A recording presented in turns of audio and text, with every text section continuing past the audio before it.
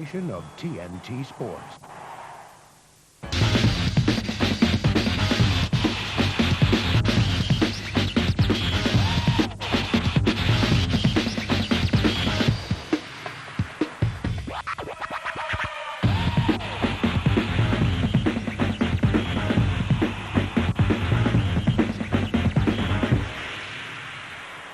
We're down to the last four in the championship, and the quarterfinals provided some thrilling action. Top of the North, Manchester avoided a slip-up as they silenced the Lions' roar. Roy Hastings slams it home, and that's probably it. The miracle didn't happen for Chester. They were crushed by the Towers of London. Bucknell with the jumper. Vintage Steve Bucknell. Sheffield bit the bullet as Birmingham won through with the Phoenix rising to hit 26 points. Rearranged from Justin Phoenix, the bullet are in front. The Rocks outboxed the Tigers in a thriller to reach the semis in only their second year. There's one of the Bravehearts from Scotland with his blue and white painted face. For two teams, Wembley vacuums. Yes, the two organizations who have dominated this trophy over the last 4 years meet today in our first semifinal game as the London Towers tip off against the Birmingham Bullets at the Coventry Sky Dome. 1995 was the last time a team other than the Towers or the Bullets raised a trophy at Wembley. Only one team advances from this game to the final, so expect the action to be intense. Joining me, Kevin Cato, our coaches, Paul James of the Thames Valley Tigers and Chris Finch of the Sheffield Sharks. Both coaches were knocked out in the quarterfinal stage last week in what were the two most exciting games. The Giants manhandled the Lions. The Tigers went down to Edinburgh. The Towers were too much for Chester, and the Bullets prevailed against Sheffield. So our two semifinal games are as follows. The Towers and Birmingham. The Towers own a 3-1 season advantage there. Manchester versus Edinburgh. The Giants have a 4-1 season edge this year. You can see this one, 10 o'clock, Sky Sports 3 tonight. Last week we had 4 winners, 4 losers for you, Chris. Was there anything that stood out in that game for you? Well, I thought it was the shooting. Whoever got consistent inside points, whether it be your post game like Birmingham or offensive rebounds like London. So here's same thing, Paul, to you. Yeah, same thing. It's not a very friendly court, but free throw shooting was, the percentages were down last week from all teams. So whoever makes the least mistakes today is going to win the game. Okay, now out of those teams, the losing teams all shot more free throws than the winning team. Now, there's always drama at this stage, and waiting to reveal the two teams' innermost thoughts is Suzanne Dando at courtside. Now, would I reveal their innermost thoughts? Well, I probably would, Kev, if I knew them. But these two teams have battled it out many times before. They're seasoned campaigners in the London Towers, of course, but they're up against a team who have done it all before in the Birmingham Bullets, including an outstanding performance in their quarter-final battle against the Sheffield Sharks last weekend. So I guess it's a case of talent and experience versus talent and experience, I suppose. But I think this is going to be a game where you've got to hold on to your seats. Hands up. The Towers and Birmingham have dominated the championship over the last 4 seasons, both winning the title twice in alternate years. It's something they strive for all your career. Wembley is the biggest event. There's a lot of events going during the year, but Wembley's the event because everyone's watching you. No one's playing. There's no side games going on. Everyone's watching you, and it's what you aim for when the season starts is to lift the Wembley title. So it was an unbelievable feeling, and it would be a great feeling to have that again. On the 2 previous occasions Birmingham have progressed past the quarter-finals, they have gone on to win the championship. I'd like for us to get to Wembley and to win Wembley more for this team than for personal reasons. The team has been up and down all season. We haven't ever performed, I think, to the level that we have expected of ourselves. H.L. Coleman was a member of Finger's 1998 championship-winning side, but he knows where his loyalties lie now. It's different sides now. Like you said, I was with Birmingham then, and we were trying to win. Now I'm with the Towers, and we're trying to win a championship. So I got to go with the Towers. Dominating the boards was key to both teams' quarter-final success, but the Towers feel they will have the edge. anytime we do that, that makes us dangerous. Anytime you get Marty Hanlon getting some stickbacks and then Donnie Johnson and H.L. Coleman battling the boards on both ends, ignites our fast break. It gets us some easy putbacks. That's probably the best part of our game right now. With 2 trophies already this year, defending champions London are favourites to progress to Wembley. We're going to come in with our Twin Towers and Bucknell and our backcourt, and we're going to do exactly what we've been doing all season. Either you win or you go home, and I don't think we're ready to go home yet. And so each team plays it's going to be a tough game. Every team's going to be fired up to fight. It should be an exciting one. Chris, what are the role of rookies at this stage of the season? Barry Bowman, Sean Jameson. Well, I think you got to play steady games. You can't make mistakes. You can't make crucial mistakes.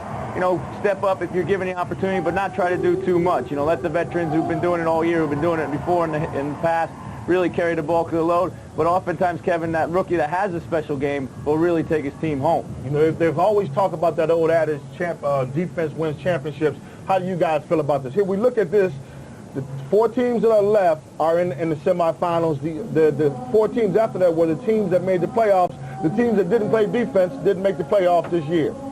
Yeah, Kevin, I think anytime you can keep a team down to below 80 points a game, you're going to win more games than you lose. And right here you can see that's exactly what's happened, and perhaps maybe the 4 teams that have got through now done so on defense. And 4 out of the top 7 teams that were leaders in scoring this year didn't make the playoffs. Here, let's talk about Danny Lewis. Danny Lewis, they're 2-1. The Towers are when Danny Lewis doesn't play. The one team that they lost to was your team. The other 2 teams had losing records. In tonight's game, Danny Lewis doesn't play. What does that say for the Towers? It's going to be a long night for them. I think Danny Lewis gives them a spark. When there's a big play to be made, Danny Lewis makes that play, and I think without him, they lack that leadership. Who do you see winning? I'm going with Birmingham. I think after last weekend, they played with a lot of passion, a lot of commitment. Best they played all year. It's a great time to get on a run. Towers injury worries. Birmingham's deeper. I'm going to go with them. Okay, who do you like? Likewise, I'm going with Birmingham. Danny Lewis isn't fit.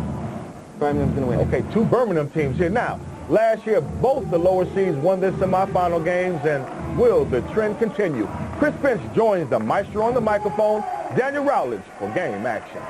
Thank you very much, Kevin. Let's take a look at the 2 team lists for today's game, starting with the London Towers. The defending champions are looking for a record-equaling 4th championship final in only 5 years.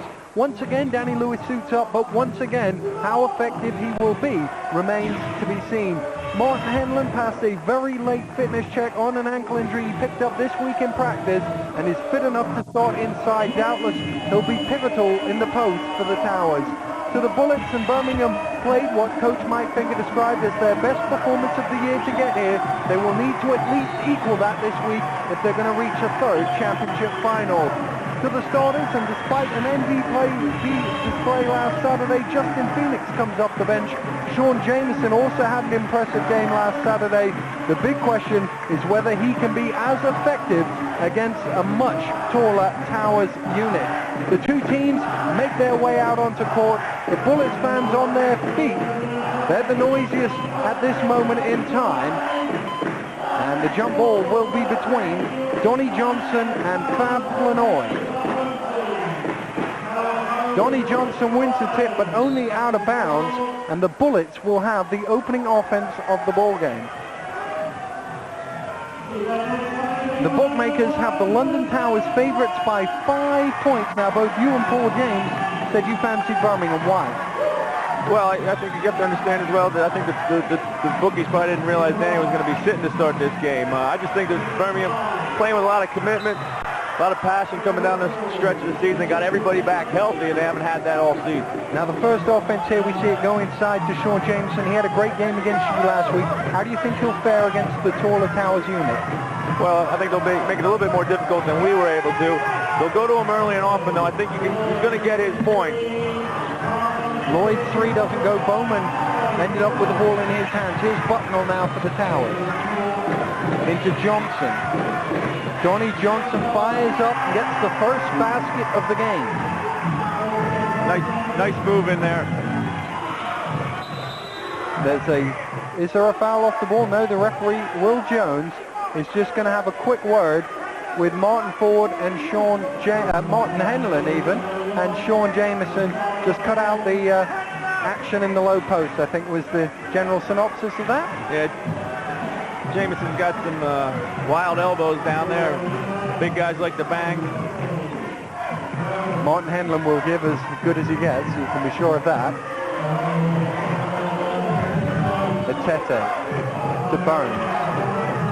Flanoy with time running out on the offense. Tete has to shoot and does it short. Falls into the hands of Martin Henlon. It's going to be big to see if Tete can drop a few of those shots. The Towers aren't really guarding them. They're kind of playing a one-man zone. Bucknell knocks out the 3 Towers with the opening 5 points, all string, on this shot from Steve Bucknell.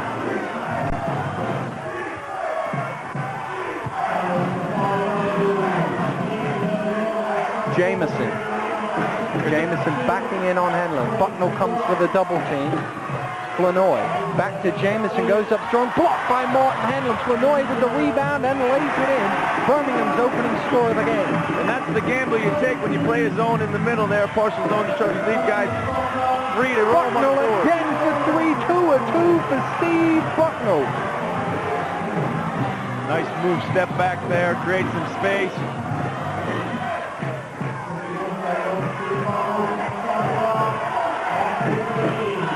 Jameson backing in on Henlon. Lloyd. Nigel Lloyd again, time running out on the Bullets offense. Lloyd's shot got a piece of it from Henlon. Away comes Bowman to Coleman. Coleman with the strong on the left, rebound for Flanoy. 2-on-1, he should have easily finished that. I thought they were going to throw the alley-oop to him.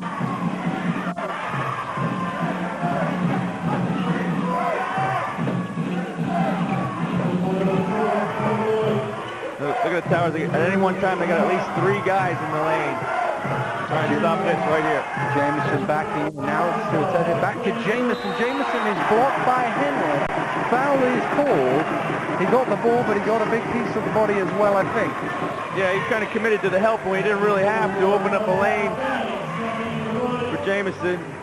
Yeah, he got him across the arm. Checking into the game for the first time, Justin Phoenix, who came off the bench last Saturday and had a storming game. He pretty much was the reason you guys lost to Birmingham last week, wasn't it? Yeah, he stepped up. When you look at Birmingham and their offense, you know that they're going to go to Jameson early. They're going to go offense. Lloyd's capable of controlling the show, hitting the shot, takes them down the stretch. And then we just felt, someone's going to have to step up big to beat us. Justin did an excellent job coming off the bench. Got started on the offensive glass, then in the second half became more a major part of their offense.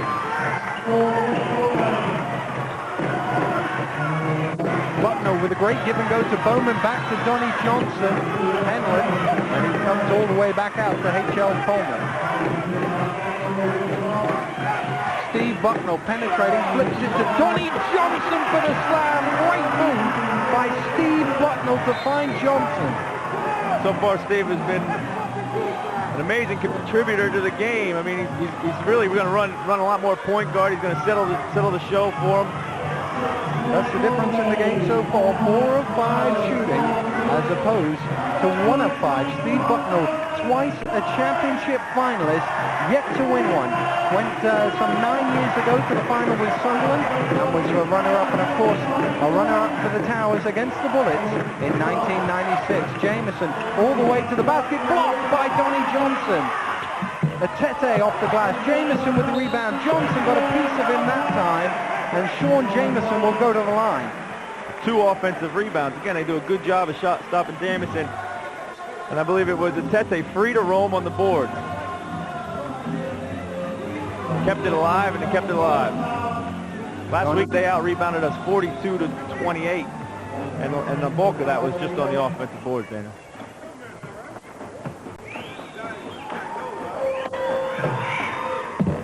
There was a lot of passion and a lot of aggression on the Bullets throughout the game against you last week. Have you seen it here in the opening 3 minutes? Yeah, I think that, they came to play. They're intense. They just haven't gotten their shots to drop, but they're still pounding the glass hard. Sean Jameson draws a blank on the line there. Henlon wants it in the post. Here's his chance to go against Jameson. Going to the hook, tough shot, short. Jameson got a piece of it. But Hanlon seemed to struggle there going against Jameson. He rolled his ankle this week in practice. See how it played the part. Jameson played pretty good defense there on him. They only made the decision actually to give Hanlon the start just a couple of minutes before the start of the game. It was a toss-up between him and Neville Austin, and Hanlon, just based on how his ankle felt in warm-ups, got the nod. Well, oftentimes you got an injured player, you think, okay, he's going to loosen it up, and some adrenaline's going to be flowing. If we're going to get anything out of him, we'll get it early. It doesn't do any good to have him loose and then sit on the bench where it can tighten up again. Bowman and Lloyd in the jump ball. Lloyd wins into Nico Atete, and Joel Burns will bring it forward. The first screen here for Jameson going to the block. Jameson goes on his own block by Martin Hanlon again. There may be a problem with the ankle, but there's nothing wrong with the hands of the big man. And he wants a foul from Will Jones. There you go. Watch it, almost got technical. Thought he should have gotten one. Here's another look. Hanlon goes up. Yeah, probably was a foul there. He'll get enough before the night's through. Don't worry. So the man has seen several of his players foul out against Sean Jameson. Here is Jameson in the post. Back out on Lloyd. And again to Jameson. Jameson backs his way into the basket and lays it in. He's got 4.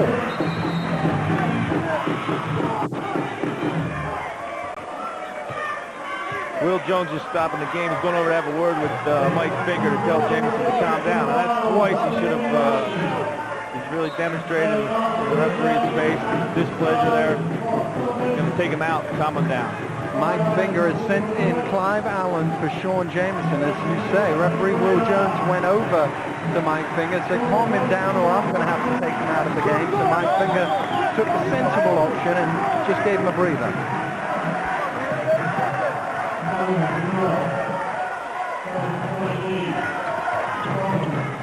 Johnson back out to H.L. Coleman. Coleman who had it knocked away by Nigel Lloyd. Justin Phoenix picked it up. Here's Joel Burns.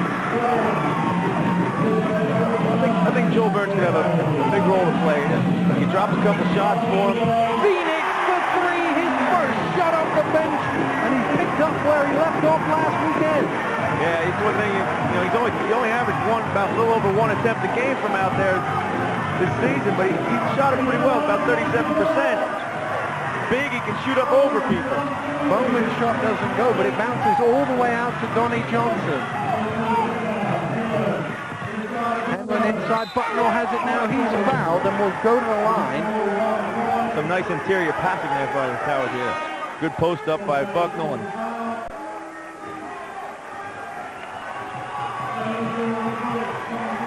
foul is called on Nico Atete. And now checking in for the first time is Danny Lewis. He hasn't played in a few weeks because of this back injury. And this is a crucial time now for the Towers, because if he's going to do anything, like you say, he's going to do it early in the game. Yeah, but it's important also for Danny to let the game come to himself. He can't go out and try and do too much, having been out.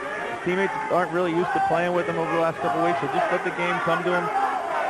He's experienced enough to do that. Neville Austin coming off the bench for Martin Hanlon, and Sean Jameson also coming in back into the Bullets. I would assume Mike Fingers just said, come on, calm it down. We need the aggression, but we need it channeled in the right way. Be interesting to see if they go straight to Jameson. They'll post him up on this block here, run him off the screen. Phoenix out to Lloyd. Lloyd slapping away the hands of Bowman. Now Nigel goes to the basket and is fouled by Barry Bowman.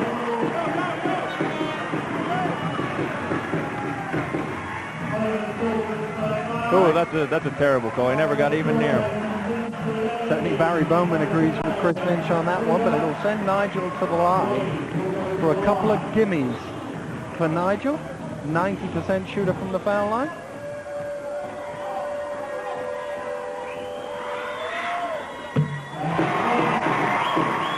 Bab Flanoy checking into the game. Birmingham just brings so much energy off the bench. They can bring Phoenix, an energetic player, athlete. Flournoy, another one. Those guys just run everything down. Mike Finger had a word with the referee during those free throws. Danny Lewis bringing it forward now for the Towers, guarded by Joel Bones.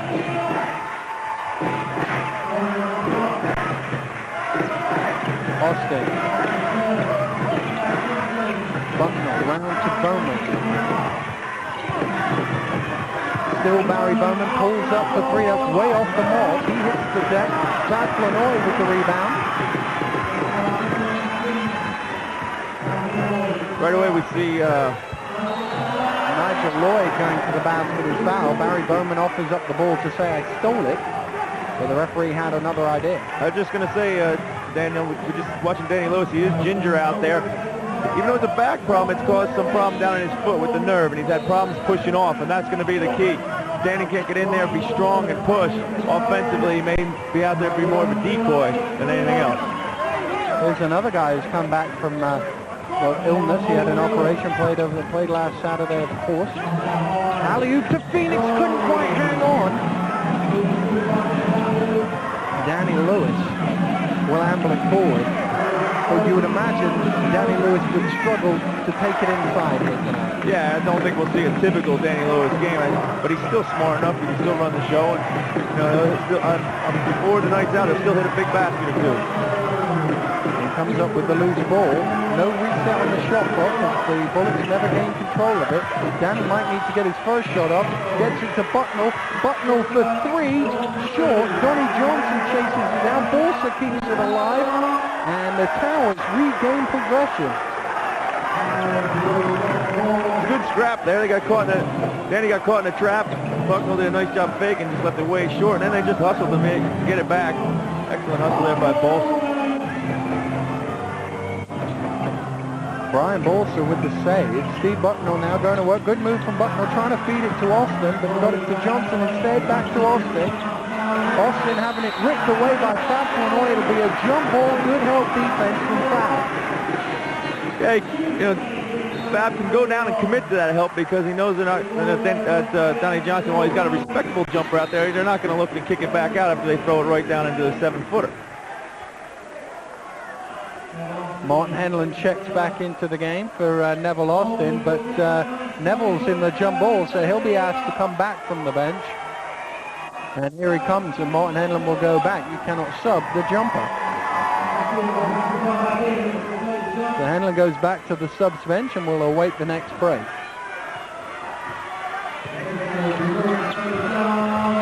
Jameson comes up with it, and Lee Walker with his first touch of the game. To Lloyd. Lloyd under pressure off the glass. Bolsa rises higher.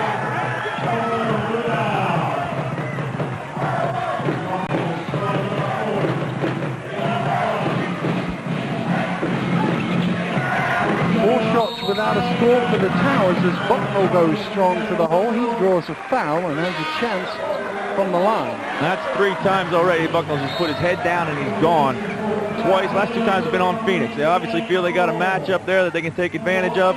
Steve's smart enough, recognizing, going to the basket, get Phoenix in trouble. He can't hurt you at the other end. There's Martin Hanlon, who eventually gets to come into the game for Neville Austin.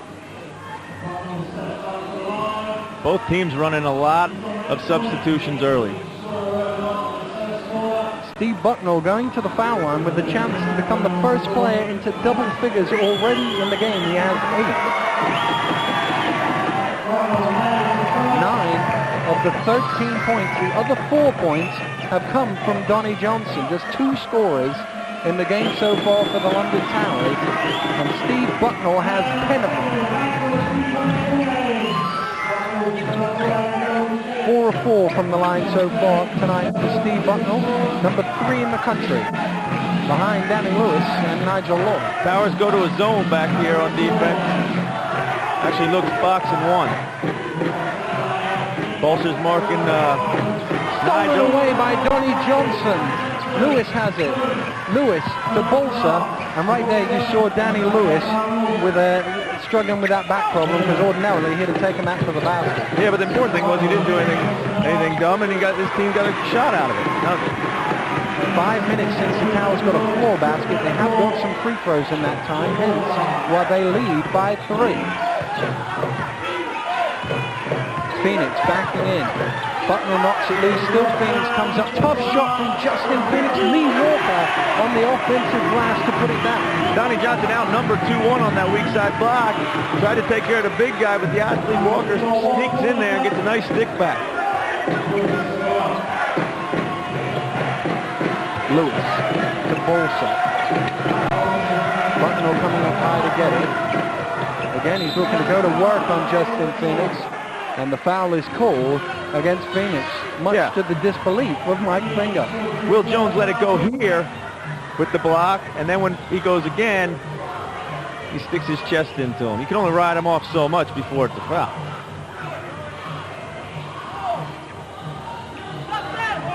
Mike Finger looking to end his season on a high. His career with the Bullets will end tonight unless they win. Bolsa knocks out a 3, his first shot of the night. Brian Balser coming back after being out with illness.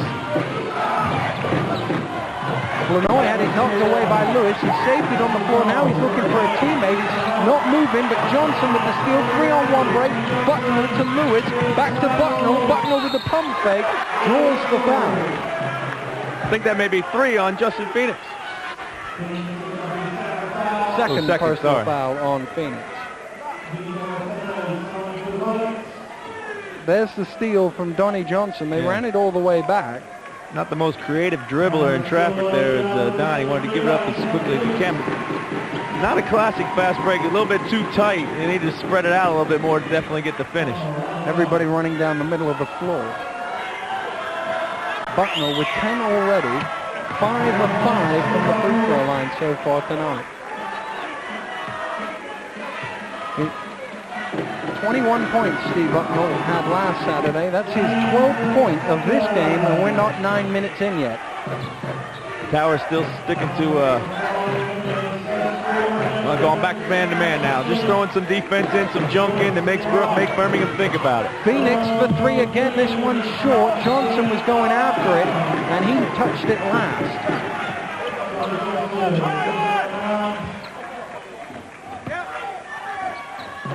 Phoenix. Atete from the elbow with the jumper. That's short. Bucknell backs it up a couple of times, still keeping it alive, gets it to Bolsa, who's knocked over by Phoenix, but Bolsa saves it, and away comes Steve Bucknell.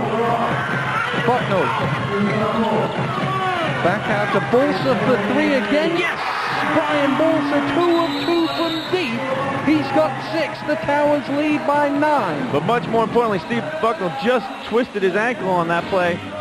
Same injury that Pete Scantlebury had last week. Didn't roll it on anyone's foot. He just jabbed it into this brand new floor. It's a little bit tackier than we're normal, and it just rolled on him. He now goes to the bench to receive some treatment.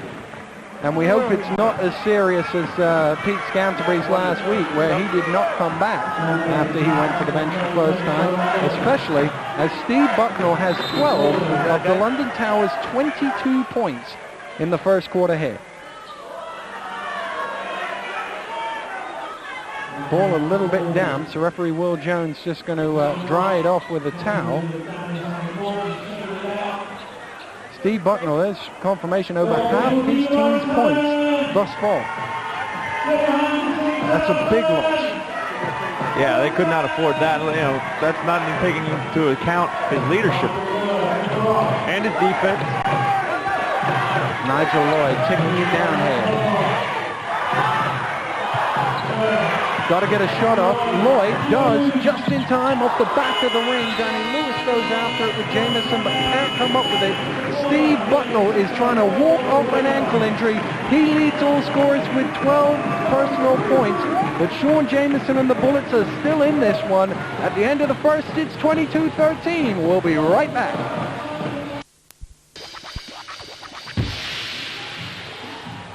More live football coming up for you here on Sky Sports. On Sunday at 5:30, St. Johnston takes on Rangers. On Monday morning from 11:30, Manchester United against Chelsea. And on Tuesday night, Ipswich takes on Crystal Palace. There's 3 games coming up for you all live only on Sky Sports. And here at the Coventry Skydome, the London Towers lead the Birmingham Bullets 21-13. It's after 1. It's back to our comms, Chris Finch and Daniel Routledge. Thank you very much, Kevin. As you can see, the two teams now making their way back out onto court. We're ready to go. It'll be Johnson against Phoenix. Nigel Lloyd races it back quick. Brian Balser got a piece of his arm, quickly admits to it, and will send Nigel to the line. Get the tap here. I like about that foul there. It's like so far down. We're just talking in the break. Birmingham have 1 basket out of their offense. They got Phoenix's 3. Everything else has been stick backs. You know, the longer that goes on, the less confidence you have in your plays, less confidence you have in just your free-flowing ability. Nigel Lloyd misses one from the line. There's one for the scrapbook. You don't see that too often. 90% during the season. Oh, Nigel Lloyd 0 for 2 from the line. Steve Bucknell watching on and suffered an ankle injury late in the first quarter. He leads all scorers with 12 points. Towers on an 8-0 run to open up this 9-point lead. Coleman. Good hands to knock it loose. And the foul was called on Amiko Atete, was it? Or was it H.L. Coleman? They're both 10. So it's hard to tell when the referee just signals. Yeah, it was on 10. Coleman, holding him in transition. Good, just got a little bit lazy there with the ball. Amiko, excellent defender. Just pokes in there. Yeah, nice and clean.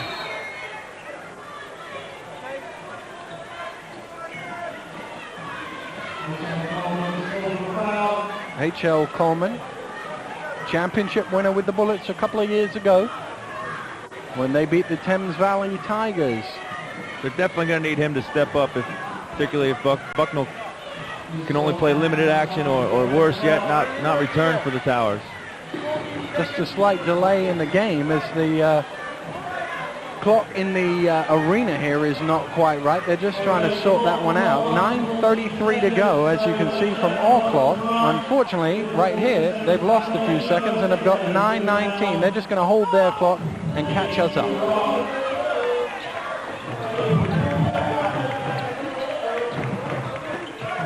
Towers in his zone again.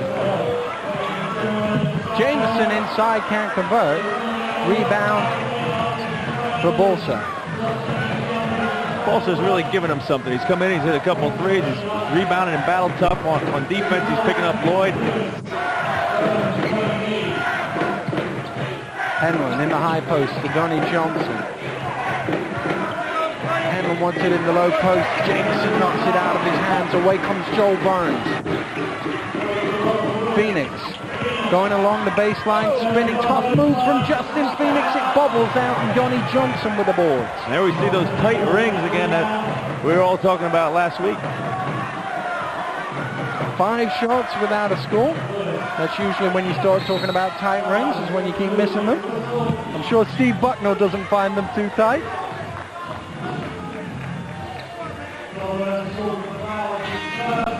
There's a foul right there on Joel Burns. See Danny Grimison going to the hole there too, but nice move. Bucknell back in, Bowman back in.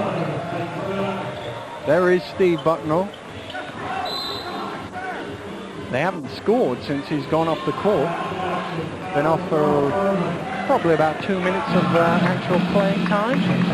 Here's the Towers starting 5 of the latter half of the season.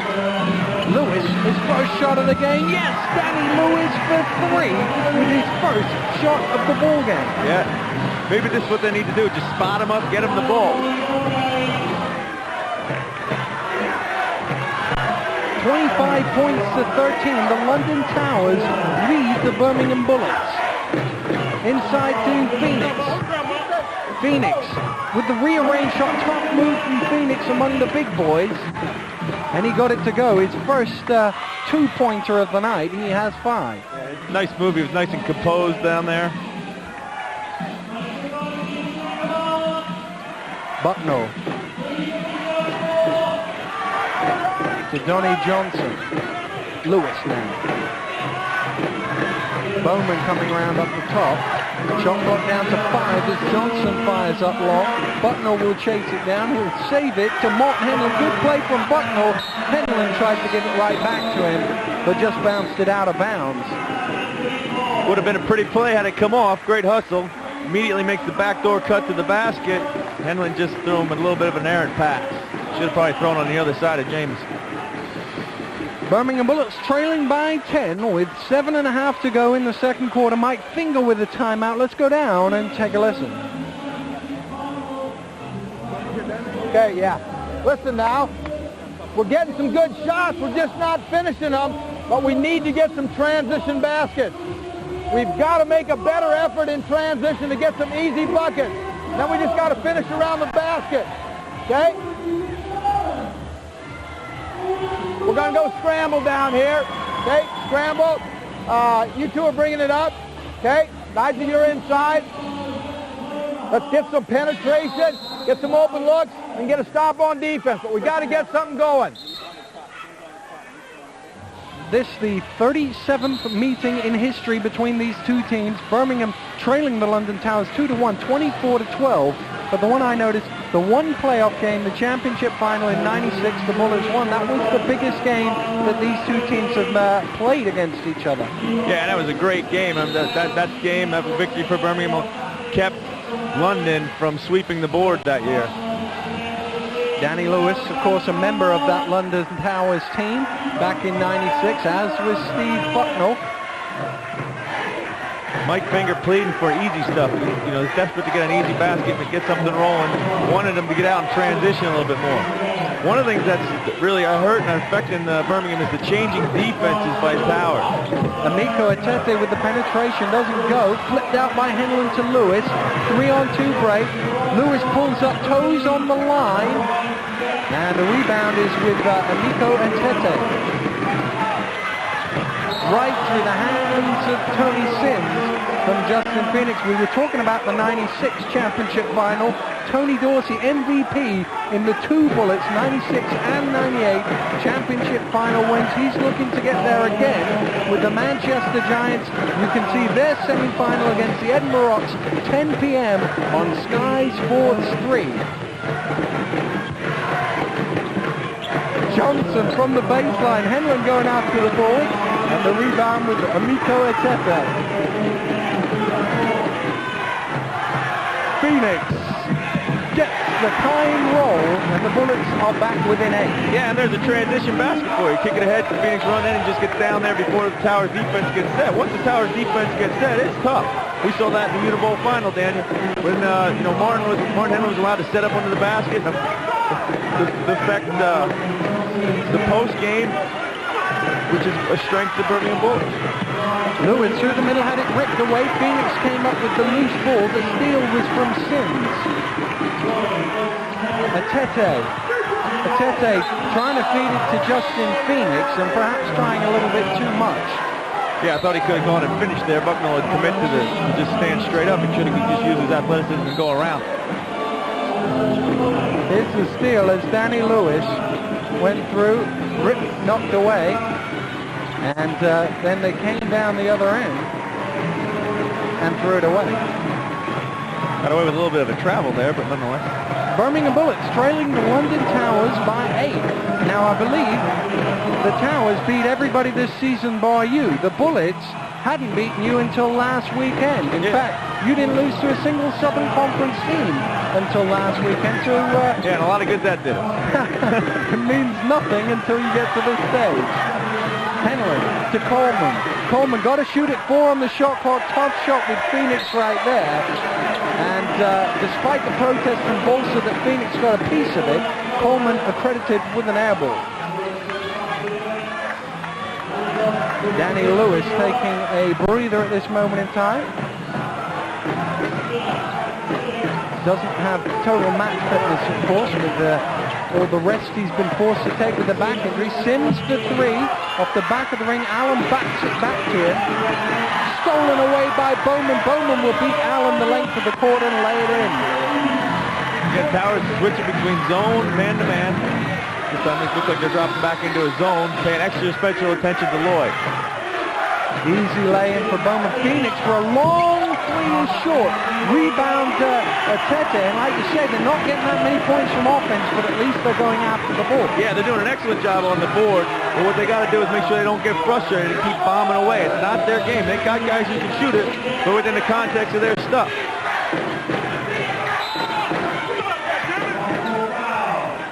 Foul called on Emiko Etete as he held Steve Bucknell going around the screen. That's his second.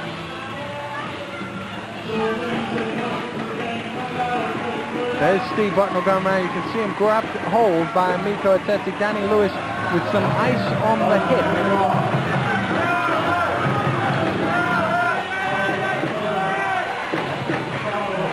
Coleman for three. Off the side of the ring, Bowman going after it. And Bowman touched it last. The Bullets get it back. Here's another look. There's the shot going up. Bowman going after it. And adjudged to have touched it last.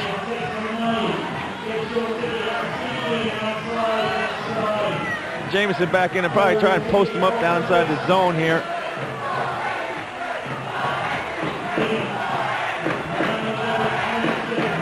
Here is Jamison. He's forced to throw it back out. It was last touched by a Towers player.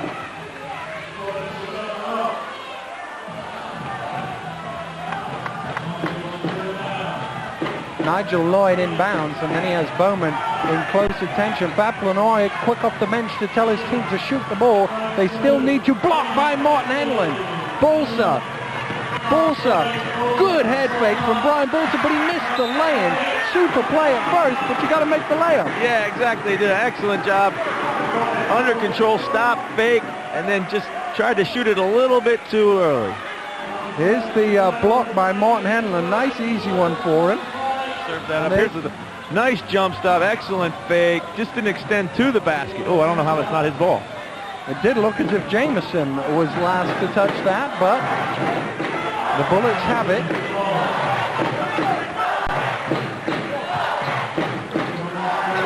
Phoenix. 5 now on the shot clock. I don't think Phoenix sees it. Phoenix fires up a prayer and it bounces. Is it worth 3 or 2? 2, says the referee. It's a 6-point Towers lead.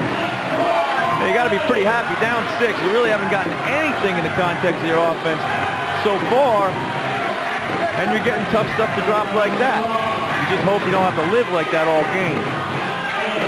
Hanlon trying to back in on Jamison. 2 big guys going at it short. Phoenix with the rebound. Wow, is this game physical? It's really picked up. They were calling everything early, and they haven't called anything of late. And then there's a foul called at the half court by Barry Bowman, his 3rd personal foul.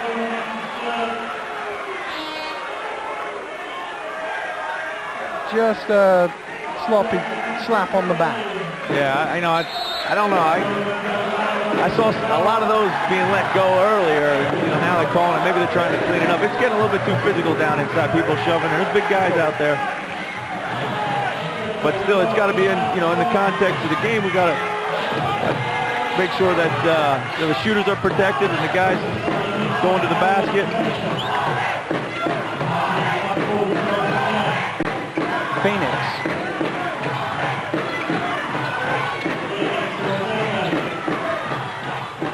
Tony Sims Jamison screaming for it in the post. Finally he gets it with 7 on the clock. Backing in, still backing in, spinning. Phoenix with the rebound, and there was a foul called underneath on Justin Phoenix, clearing out Steve Bucknell to get the rebound. Yeah, Jamison, you know he's going to turn to his right. He just can't finish that one. Yeah, he pushed them underneath. Good call. And that is foul number 3 on Justin Phoenix. Here's another look at this shot from Justin Phoenix. It was adjudged to 2. I'm not sure his feet aren't both behind the line there. Oh no, it looked like didn't it look like his foot came down before he released it on that one? I'd like to get a look at that again if we can. Looked like 2 minutes ago, Mike Finger has called a timeout. The Bullets trailing by 6. Let's take a listen. Emiko here. Who's left? Fab. Justin's out. Okay. Fab get free. Okay. Sean pop out. Pass it to Sean. Tony, you got to come back and get free. Okay? Amico, you're coming through. It's corner. Sean, you're screening for Amico. And then after that, you're going in and posting up. We want to try and feed Sean in here. Right there on the back side, come through, right? You cut through. Yeah, okay. Come on, let's go. Let's go, brother.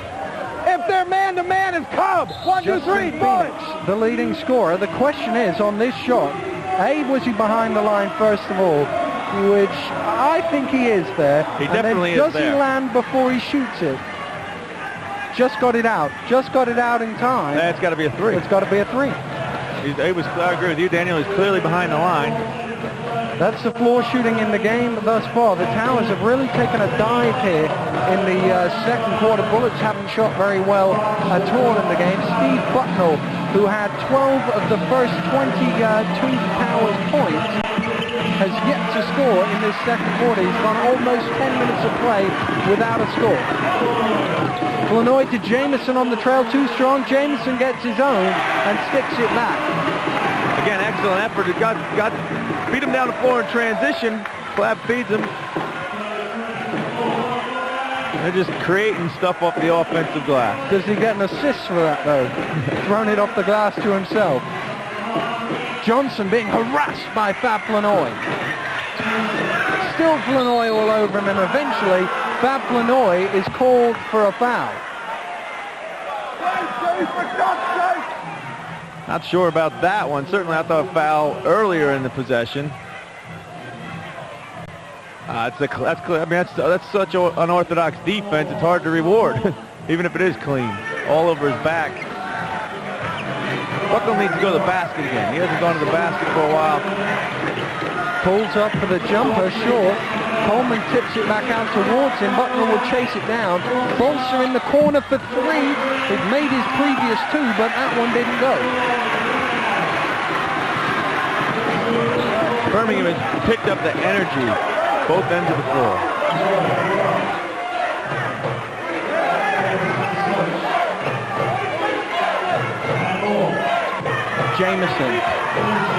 Jamison backs right into the basket. Great move from Sean Jamison. It's a 2-point London Towers lead off the back of 8 straight Bullet points. Nice move there. The help was just a bit late, and he split it. There you go. Bucknell going to the basket, draws the foul from Atete. You can see what Mike Finger thought about it. Foul number 3 on Amico Atete. Yes. Now both Atete and Phoenix, guys who are going to use the guard Bucknell, have 3.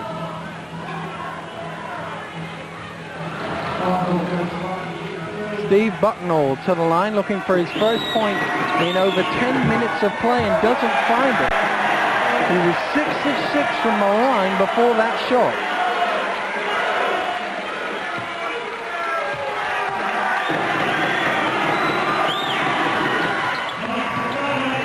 Steve Bucknell with the free throw. You can add that to a 2 from Bowman and a 3 from Danny Lewis.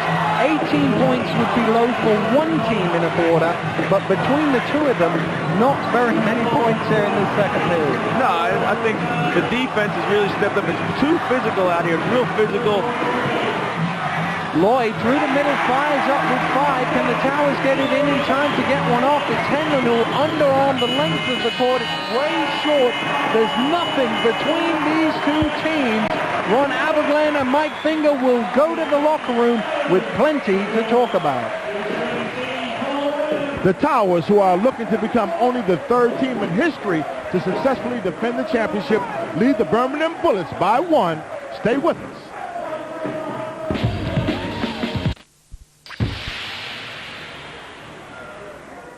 More live Super League coming up for you on Sky Sports on Monday night. Warrenton take on St. Helens. And on Tuesday night, it's Huddersfield-Sheffield against Halifax. That's live Super League coming up for you here on Sky Sports. And the first half action here is the Towers off of a fast break. Bowman pushes it down. Here he'll drop it over to Bucknell, who hits the triple. 5-0 to the Towers. Excellent ball movement by the Bullets, who find a wide open Phoenix, who hits the 3 on his first shot of the game. 10-9 London. The dynamic duo of Bucknell and Lewis click as Danny hits his first shot. 25-13 to the Towers. And the Birmingham fast break. pass. Dribbles it down, and he makes a nice pass to Jamison, who's intimidated by Henlon firstly, but he stays with it, follows up 27-23 to the Towers. Here Nigel works the clock down just before the buzzer sounds. He hits the basket, 28-27 to the Towers. Good basketball game. You have the Birmingham offense. Is it the Towers defense or the baskets today? I think it's a bit of both. Towers are really just packing the key. Jameson gets the ball. They're sending 2 or 3 guys at him, making it very difficult. But what Birmingham are doing well, they're sending people to the offensive glass really hard and coming up with some putbacks. If you're Coach Ron Aberglen, halftime, what has worried you the most about Birmingham first half? The boards offensively. I think you're doing a real good job changing defenses, and you got to make a choice, Kevin. You're going to let Jamison hurt you time and time again. Do you help? You give that up, but you got to do a better job, especially with the personnel on the board. Yeah, Birmingham got 9 points off 9 offensive rebounds. Field goal percentage, I mean, Paul and I are sitting there saying this is definitely ugly shooting. Here you have Towers here shooting the basketball, but the thing to worry about is, again, if I'm Coach Aberglen, I said 5 for 13. That's not our game. Let's stay off the line. Sometimes I think the Towers have they have an insistence to stay and bomb away when they should go inside. But you know what that means? The Towers only have 3 two-point baskets for the game so far. So their baskets either been from the free throw line or 3-pointers. We look at the rebound and edge there. Surprisingly, Birmingham has the edge on the boards, but the Towers have all the sides. Out of bench scoring for Birmingham, Justin Phoenix has 9 out of those 11 points, so really not a lot in it, not a lot in it there. The lineometer here, we have it where it's one-way traffic for the Towers in the first half. They've done a good job of controlling it. Birmingham yet to have a lead. Mike Finger is thinking what as he goes to the locker room? Well, I'm thinking, they're getting some good looks at the basket. The ball just hasn't fallen for them right now. They've just got to keep doing the same thing, and I'm sure in the second half, hopefully some of those easy shots will fall. Which one will survive it? Birmingham. Okay, so we're still staying with Birmingham. So you can join us as a guest at the Wembley Finals if you enter our competition and win. Suzanne has the details.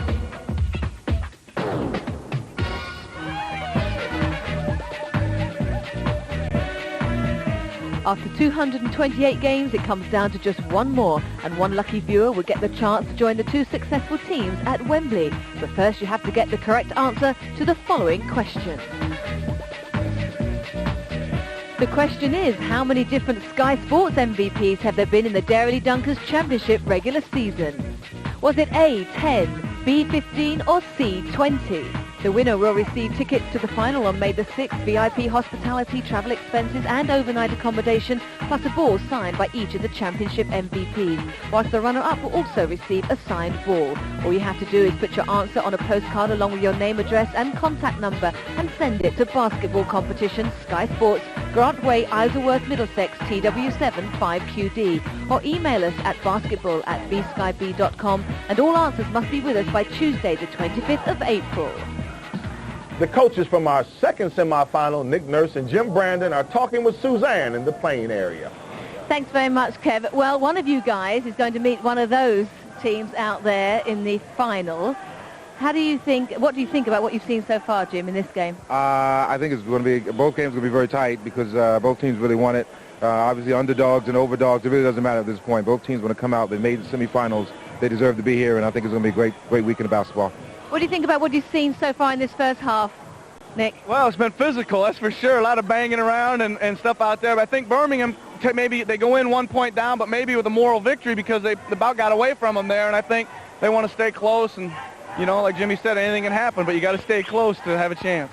Anything can happen. You were pleased to get through those quarterfinals, Jim, but you have said that you think you've got more in the tank there. The team can do better going into these semi-finals. Yeah, we didn't play very well last game, but we got it done, and that's a sign of our character. We've had character all year long. They're a very, very professional team, and I'm happy to coach them, but I think it'd be more exciting if Nick and I played, actually. I think we're probably 2 of the better players here today. And just quickly, you've always been tipped as the favourites. It's something you're not keen on, really, isn't it? Well, it don't matter. We're getting used to it. Every time we turn up, we're expected to win because we're the Giants. So we got to play the game, and we're expecting a tough one today. Guys, good luck in the next game. Wish you all the very best. Thanks very much. This is the 6th consecutive playoff semifinal for the Towers organization, whereas Birmingham has made it only for the 3rd time in their history. It's 28-27. The Towers lead. Stay tuned. Action next.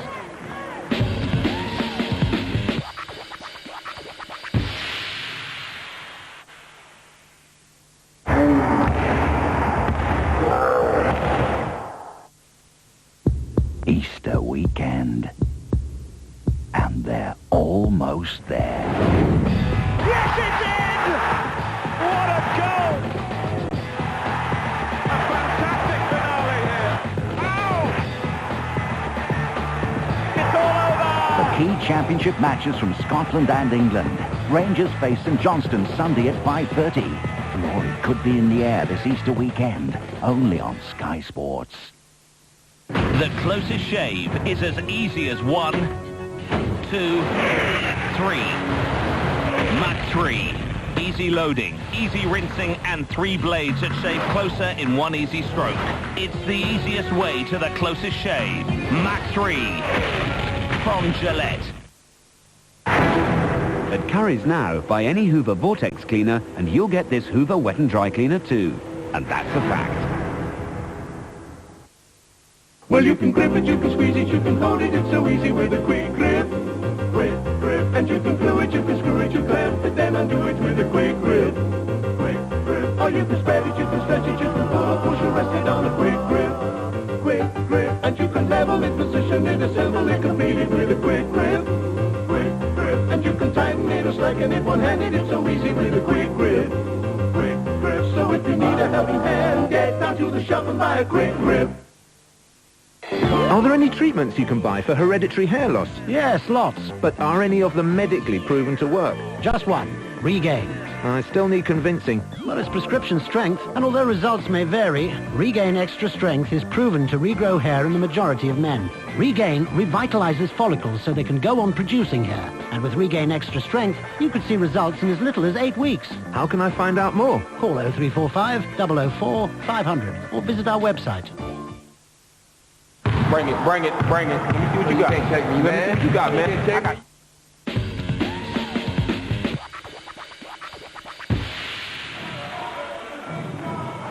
More World Championship Boxing next weekend. Live from Madison Square Garden, Lennox Lewis defends his World Heavyweight title against Michael Grant. Also on the bill, Paul Ingle against Junior Jones for the IBF Featherweight title, plus 2 title fights from Wembley. The show starts at 10 o'clock next Saturday night on Sky Box Office. For more information on this big night of boxing, call 0990-800-888. That's 0990-800-888. The biggest margin of victory in the Bullish Towers series this season, which the Towers lead 3-1, was a 7-point win by the Londoners. Let's now get back. Our commentators, Chris Finch, Daniel Routledge. Thank you very much, Kevin. We're ready to go after the lowest scoring first half in championship semifinal history. 28-27 the score. The London Towers lead it, but Birmingham looking for their first lead of the game at the opening offense of this second half. Stolen away by Donnie Johnson. Jamieson saves it, sticks it back, and Birmingham have their first lead. Yeah, nothing's changed. They went right down inside. Good help. They got to come up with the 50-50 ball. They don't. Excellent hustle by Jamieson in the stick back. Flanoy trying to steal it away from Bucknell, stumbling on the floor, saves it. Burns is the only man left on his feet. 3 of them went down to the ground. Joel Burns stayed up, and he profited with a layup. We got the third guy of the game. We got Flournoy marking Bucknell now. Looks like he's going to try and wear him out. Getting close to 6 minutes now since the London Towers got a floor basket. Will Jones calling the foul on Fab Flanoy, a holding foul. Just telling Mike Finger he had him grabbed around. It's in the bottom right of your screen here. There he is just hanging on to Steve Bucknell. Johnson with the jump shot. Jamieson with the rebound. They desperately need Donnie Johnson to get involved. It's the transition. Flanoy with the lay-in. The Bullets have come out with the first 6 points here. 33-28 they lead. Yeah, they get a stick back and 2 transition baskets. They got the last score of the first half and the first 6 for that 8-0 run, which Steve Bucknell has just ended. One of their favorite plays is to post him on the weak side and throw the diagonal lob. One run it like once or twice this game, but I think they need to go to it more. Lobbed inside, Henlon breaks it up. Bowman off the glass. Nice bit of acceleration from Barry Bowman. So far, let's say the game's opened up a little bit there, Dan. You know, people taking the ball to the basket, getting some stuff in transition.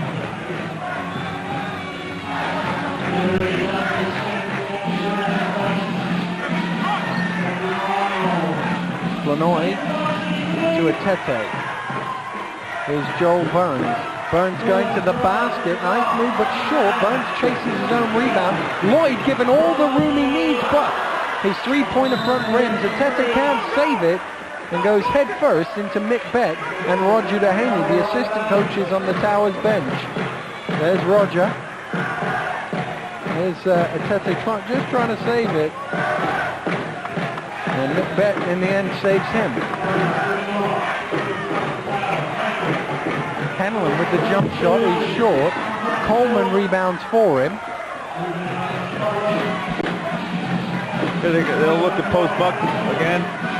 Hanlon from the elbow again short, rebound Bucknell, and will take a jump ball. It'll be between Bucknell and either a Tete or Flanoy. Watching on, there's Mark Robinson, Yorick Williams, both former Bullets.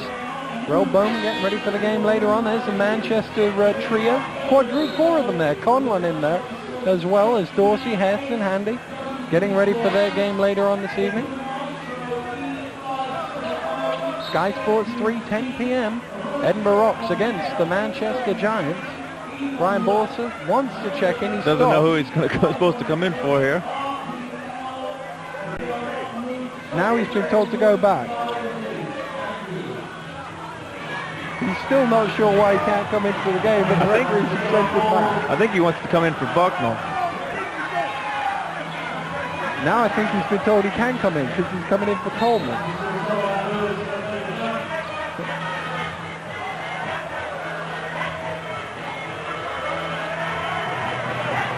That was odd. It was very strange start. But Brian Borsa checked into the game, and finally we're back underway. And here is Borsa. Hanlon again from the elbow. This time he finds the lane. Yeah, so what they're doing is when they go to post Bucknell, Birmingham's just dropping down and double teaming on the post on Bucknell, leaving the high post jump shot open. If one starts nailing it, they're going to have to come back out, which will open up the post game. Foul is called offensively against Sean Jameson as Martin Hanlon hit the deck. Cleared out with his left elbow while trying to create some space. H.L. Coleman now trying to walk off an ankle injury. And it seems to be a problem here, people picking up ankle injuries. Like you say, a brand new court is a little bit trickier than one that's been broken in, so to speak. Yeah, and it's just people just trying to stop real quick and their ankle rolling or just going straight forward. Bucknell. He's guarded by Clive Allen. He wants to go past him, and he does to the finger. Oh, but it bobbled out, and Allen got the rebound. And there's just a damp patch on the floor. The referee stopping the game so that it can be wiped up. There is H.L. Coleman. He's about to take his shoe off. I assume he'll get that ankle taped up as soon as he can, and then come back after that.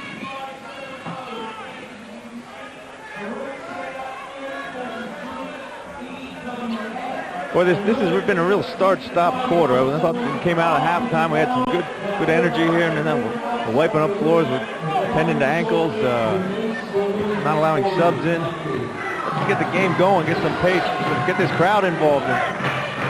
Seems as if the game has lost its flow after the opening minute or so of this third quarter.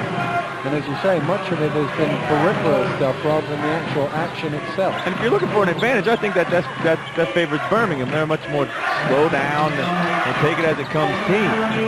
Joel Burns all straight for three. The Bullets are back in front. Yeah, that was not good defense by Bolsa. They hadn't doubled down off the shooters all game. Just a mental lapse there, and then the kick out. Good job recognizing by Jameson. Bucknell. Still see Bucknell, and he was fouled on the floor. You can wave that basket off.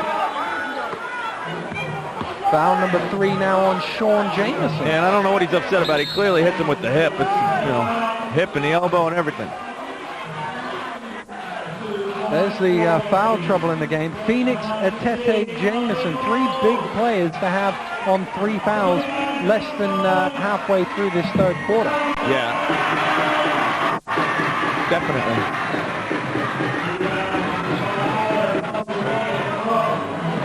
Nigel Lloyd backing in on Barry Bowman. Feeds to Atete. Atete going strong. Allen trying to tip it in. You hang on the ring. The referee said no.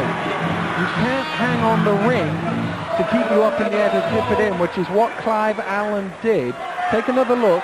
Now watch as it bobbles out. Watch Clive Allen. He's falling, he grabs hold. You're not allowed to gain an advantage by using any of the equipment in that way. You're allowed to get up there and touch it while it's on the rim, but you're not allowed to, like you said, steady yourself. Clive Allen waved off the score as Danny Lewis checks back into the game. Donnie Johnson in the low post, spinning. Great move from Donnie Johnson, super move. Yeah, I said at the beginning of the half, I think he's big. I think he's key. You know, in the big games, and certainly the Uniball final, and games when they've needed him, I've done on television, done a lot of Towers games this year, it seems like, and he's really been a factor. He's controlled quarters or made baskets out of nothing on the offensive end. MVP in the quarterfinal last week, 18 points, 12 boards, Donnie Johnson. He's got 6 and 5 rebounds so far. The interesting thing, Donnie Johnson, he may have 5 rebounds, none of them are offensive, and that's usually what we know Donnie for, going after the offensive ball. Yeah, and let's not forget that these teams have played 4 times and they know each other's strengths, so they're going to keep them off. But if he can get a tip in here. Donnie Johnson again inside for 2 baskets in a hurry. Towers in front now by a couple. I like that matchup. I like that matchup for the Towers because Atete, while he's a good defensive player, it usually gets away with his strength and his athleticism. Well, Donnie's a bit bigger and he's just a bit of an athlete. Here's Atete. Jameson still asking it. Lewis offering some help. He spins baseline. Beautiful move from Jameson, but it bobbled out. And Johnson with another defensive rebound.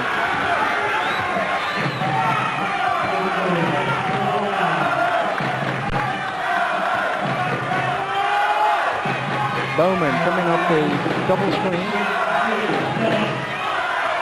Hanlon guarded still by Clive Allen.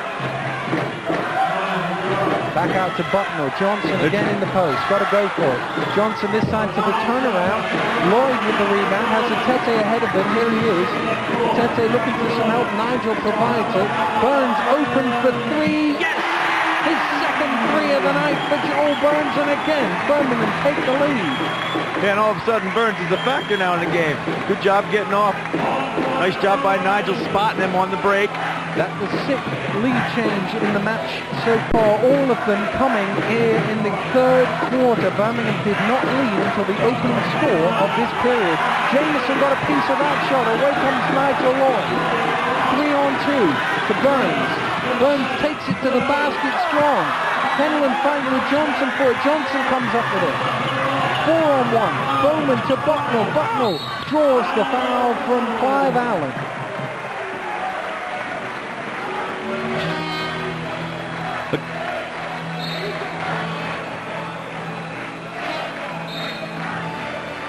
Foul number 1 on Clive Allen. We'll see him go to the bench as Justin Phoenix checks in. Allen getting the standing ovation from the Bullets fans. The heartbreak there for Birmingham. They had basically a 4-on-2 with Lewis and Bucknell on the ankles. They were a bit slow getting back. Henlon trailing because he was battling for the boards. They couldn't convert. Down at the other end, again they couldn't convert. The easy shot opportunities are going to miss. Bad transition basketball at the moment. Not enough spacing. Danny Lewis with a word or two for with his coach, Steve Bucknell. Makes them both from the line. Steve Bucknell, 17 points, 12 of them came in the first quarter though. And Brian Bolter checks in for him. I thought Brian Bolster did an excellent job in the first half. If he can continue in that vein, it's going to be a big plus.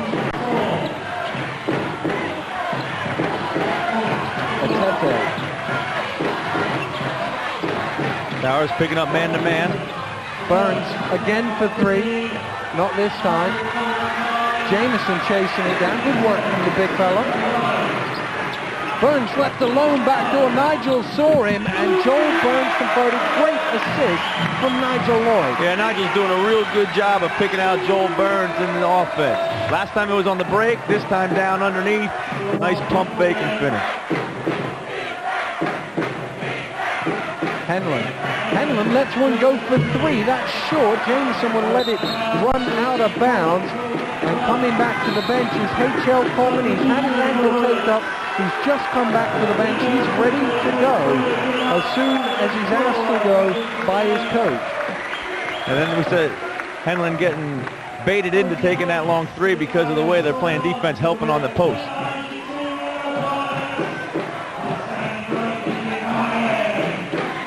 Phoenix to Lloyd. They're really looking to spring Burns now for a three. They've run a couple plays for him lately, trying to feed that hot hand. Lloyd, great play from Nigel Lloyd, sold the fake, Bowman bought it, and he drew the foul. Yeah, he left his feet, he was out of control. Shooter's always going to have the advantage. And Nigel's been doing this for years. Foul number 4 on Barry Bowman. He's straight to the bench and replaced by Steve Bucknell. 17 points, 3 boards, 4 assists for Buck so far tonight. Barry Bowman, as he goes to the bench, has had a very quiet night for the Towers. Yeah, he has. Best when he's got Danny Lewis to play off of. Danny picks up most of the guard pressure defensively. And allows him a little bit of freedom out there on the perimeter and allows him to get out on the break.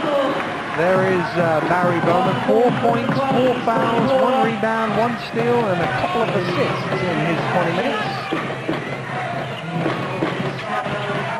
Birmingham have put Phoenix on Johnson. I'd go right to him, maybe get a 4th foul. Henlon with the turnaround, jump shot short. Henlon struggled to get anything to go so far tonight. 1 of 8 from the field. He'll keep taking them, though. He's confident in his ability to drop them. Phoenix with the penetration, flattens out. Bolsa will chase it down, and the foul is called on Fab Flanoy. That now foul number 3 on Fab Flanoy. He's the 4th bullet to reach that mark. And it's almost exclusively the inside players. I know Fab's only 6'3", but he is a rebounder. Phoenix, Flanoy, Atete, and James. The interesting thing about that is these guys start getting in foul trouble and leaving the game. Who are they going to put on Bucknell? Bucknell's going to go to work to him on the post. And Nigel's not going to be able to mark him. Burns is not going to be able to mark him. Maybe bring Sims in. Just body him up size for size.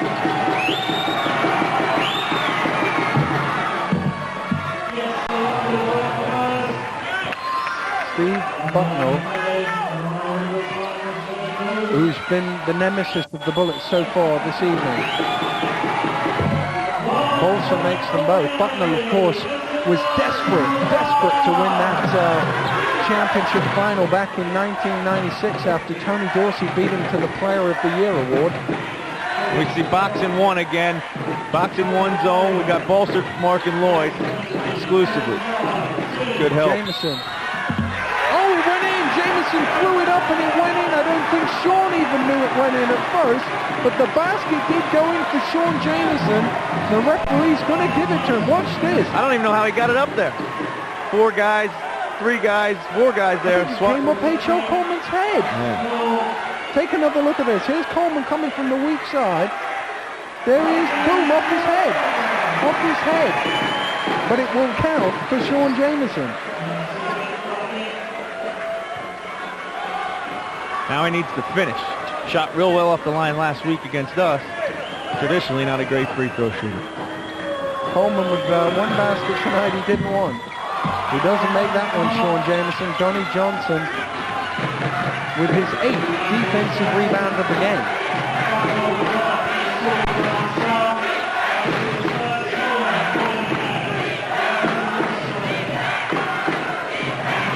Miscommunication there on the Towers offense. Lewis with 10 on the shot clock, 22 on the game clock. Lewis goes through and is fouled by Joel Burns. That's his second. Danny recognizing that the shot clock running down, he needs to create something to the basket. I mean, this is classic Danny Lewis. Getting in there, getting fouled. We just haven't seen enough of that, obviously, because of the injury. Danny Lewis, number 2 in the country from the foul line this season. Towers, the number 1 free throw shooting team in the country this season. 12 of 13 from the foul line tonight. Only Steve Bucknell has missed from the line this evening. And being as he's 9 for 10, I think you can forgive him 1.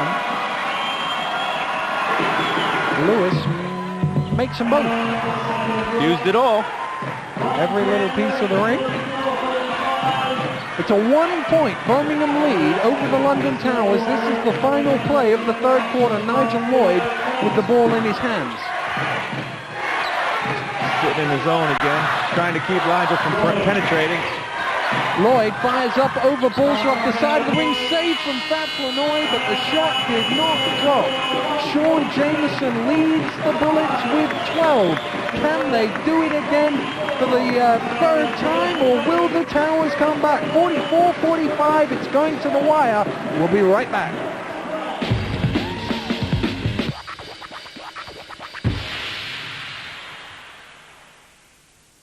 Bring it, bring it. The second spot at Wembley is up for grabs as the Manchester Giants and the Edinburgh Rocks meet in an all-Northern Conference clash. Tonight on Sky Sports 3, that's at 10 p.m. In the first semi, after 3 periods, it's a 1-point game. Let's get back to our comms. Chris Finch and Daniel Routley. Thank you very much, Kevin. Ron Aberglen. Can he take the Towers to the championship final yet again?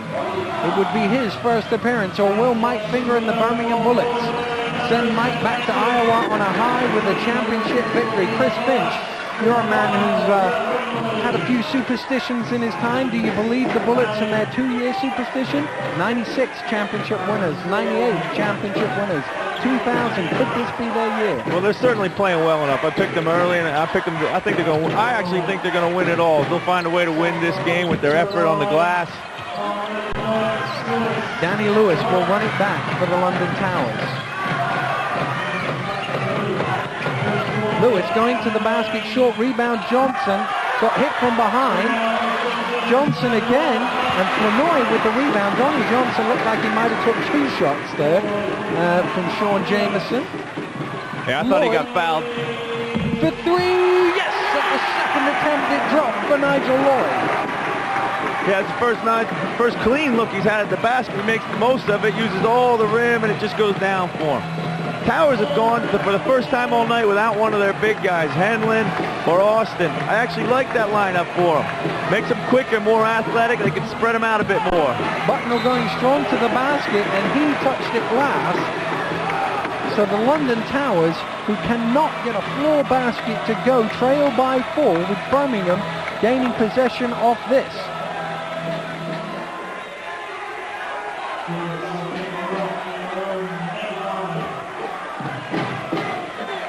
Steve Bucknell, the game's leading scorer with 17 points, but 12 of them came in the first 9 minutes of the game. Phoenix. Sitting in his zone still. This is more straight 2-3 rather than boxing 1. Got to find the shooters. Phoenix went up, came back down, but no call. He actually let go of it. I thought he might have tipped it to Nigel there, though, as well. Nigel from deep for 3. Oh!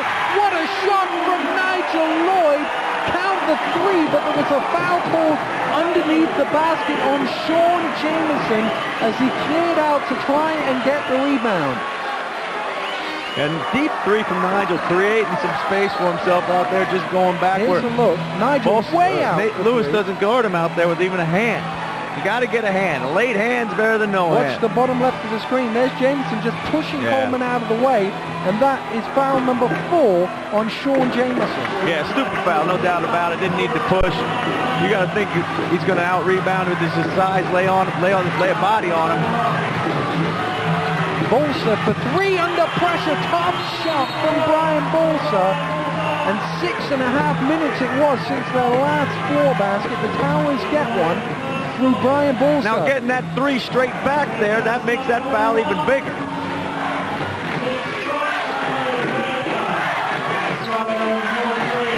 Burns. Hands over to Nigel Lloyd.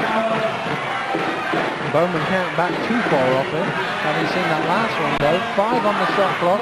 Phoenix for three. Tough shot, too long, but it bounces out to Joel Burns and the Bullets will reset. Yeah, Bolster turns and runs to the boards instead of turning and run to his man and box out. Classic mistake.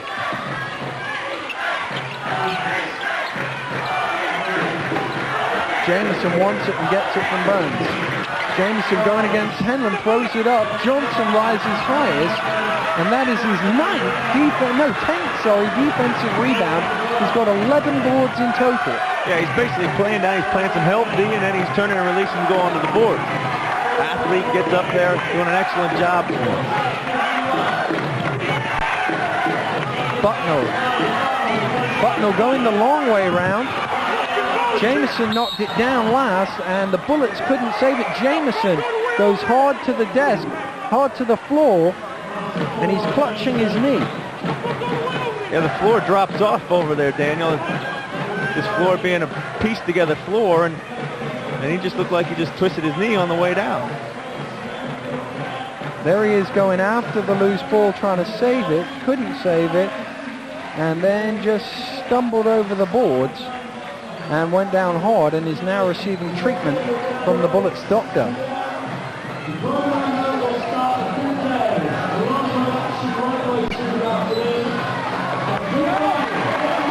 Jamison now helped back to his feet, and he will limp back onto court, but he'll have to then limp back off again and be substituted out of the game. Well, he certainly doesn't want to be substituted, but he will have to be, because the Bullets doctor did come over and give him some treatment, so he will have to go off. Jamison doesn't realize he has to go. The pair of them are now having a word, the two referees, but he has got to be substituted out of the game, and now he will be. I'm sure they'll get him right back in. Emiko Atete will come in for him.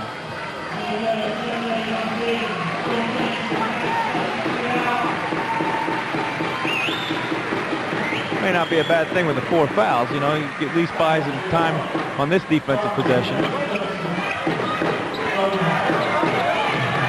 Bowman stumbles. He too is on 4 fouls. Bowman going to the basket. Henlon with the rebound. Can he keep it? No, he can't. He touched it last. Bullets ball. Towers trying to work their way to the basket, just not doing a very good job of finishing. The Birmingham Bullets lead the London Towers by 4. 6.5 to go in the championship semi-final. One of these teams is going to Wembley. The other one, their season ends here. Bowman knocked it loose. And of course, the winner of this game will play the winner of the Manchester Giants against the Edinburgh Rocks. You can see that 10 p.m. tonight. Sky Sports 3. Nigel Lloyd is short. Fab Flanoy with the rebound. Fab Flanoy's shot doesn't go, and there's a whistle on the play. Great job, Fab, just doing what he does best, coming in, energy. Just goes and gets that missed shot. Again, we saw a double team down. Oh, sorry, no box out. They're really not guarding. They're not guarding tight on Tete, and they're not guarding tight on Flournoy, and those guys are just turned loose. Fab Flanoy at the line. Sean Jamison coming back into the game for Emiko Atete. Flanoy is short from the line. There's Sean Jamison coming into the game. Bullets have really struggled from the foul line here. They've missed half their shots. That's 6 easy points they could have had. And they could have had a 10-point lead here. Yeah, exactly. Instead, they lead by 5. But you got to be happy up 5. At one point, they're down 12 and out of control. Bucknell going to the basket, fires up the high archer. Johnson with an offensive board. Too long on that one. Phoenix got the rebound.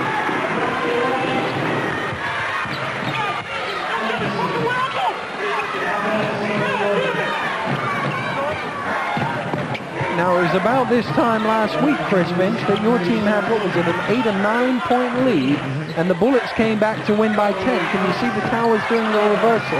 Yeah, I certainly think they can. I think they're going to have to get something easy here soon. The thing about Birmingham is, you know, they got Nigel at the point. They're pretty composed. They'll take a lot of the air out of the ball and just work through their offense and get stuff like this. You can't panic and start fouling late in the shot clock. But at the other end, offensively, they've been trying to take the ball to the basket. I thought that they've been hit a couple times, but they haven't gotten anything. They're either going to have to start getting that call, or they're going to have to get an easy basket maybe in transition. Ron Aberglen watching on. You can see Mike Finger at the other end talking to Nigel Lloyd as Justin Phoenix misses another free throw for the Bullets. And here's the other thing, you know, that they don't convert on the free throw line, and you can hang around any game.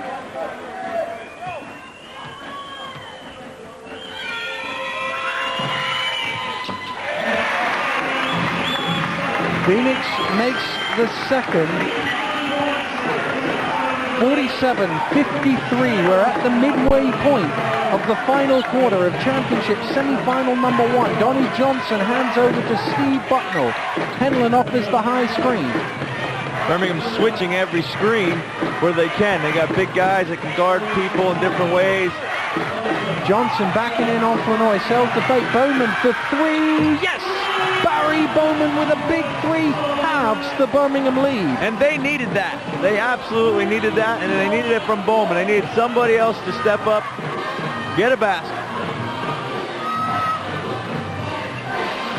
Here's Phoenix to Jameson. Henlon in his path. Back out to Phoenix to reply for 3. No. Bowman chasing it. Johnson came up with it. Donnie Johnson has over half the Towers' defensive rebounds. He has 11. The team has 21. Bucknell thought about a 3, but he lost the ball. Now he goes to the basket. It's short. Flanoy has Burns ahead of him. Here's Joel Burns. Burns going to the basket. Bowman on 4 fouls had to give him the layup. Yeah, he did. He definitely did. Good, good transition off the defensive stop. Put his head down, going right to the basket. A place at Wembley in the championship final is at stake. Barry Bowman rattles out. The Bullets come up with it with Fab Flanoy. And the Birmingham Bullets, who have won the championship on each occasion they progressed past the quarterfinals, are looking for a 3rd championship final. Good job by Burns, just slowing down, you know. Work the clock, you're up 5, make this 5 minutes go as quick as possible. Make them guard you so they're tired at the other end. Lloyd backing in on Borsa, 5 on the shot clock. Lloyd, I don't think he sees it. He's got to shoot it, gets it off just in time, short. Phoenix with the stick back misses it, and Henlon with the rebound. And there's a delayed horn. I think the 30-second clock might have gone off in advance of that, and in which case we'll tick it all back.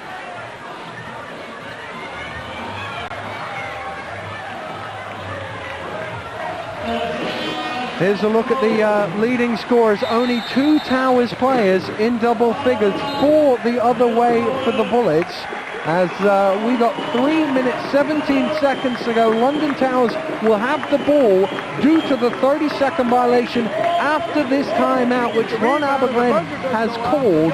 55-50, they trail. Let's go down and take a listen.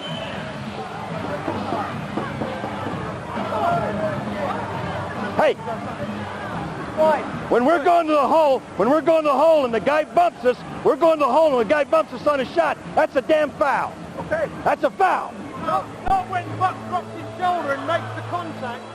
When the defense isn't set, it is.